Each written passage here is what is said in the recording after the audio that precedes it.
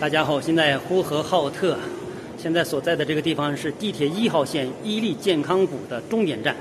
等一下从这里乘车出发去下一个景点。这个地铁站设计的还是挺好看的，因为它正好在室外，它不是在地下室，所以看起来会比较的通透，对吧？也比较明亮，尤其它这里面的这个色彩也比较好看。这个伊利健康谷距离那个真正的景点还有11公里，所以说那个地方没人去成，我们就掉头往回走吧。往回走的话，好玩的地方多的是呢。他就不能把地铁往前修一修吗？对吧？修到人家那个景区门口也行啊。他就不修，相隔11公里就让你打车去，公交车换乘也不能直达。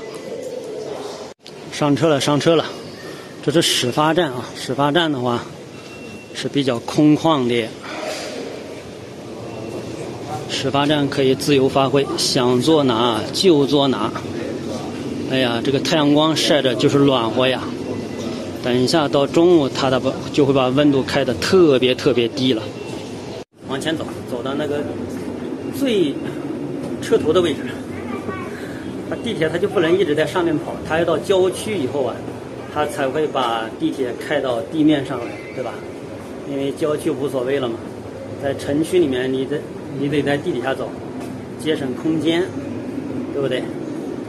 现在很凉，现在这个温度刚刚好。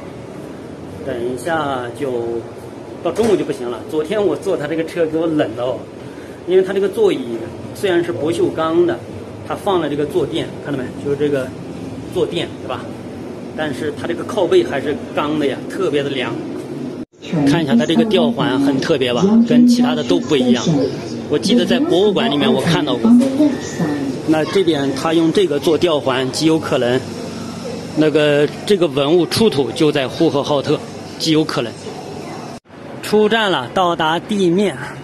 这周围有一个立交桥，这一站的名字叫将军衙署站。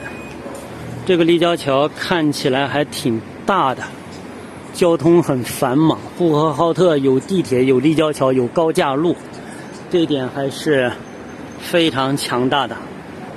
行，这个视频就拍到这里了，下期见。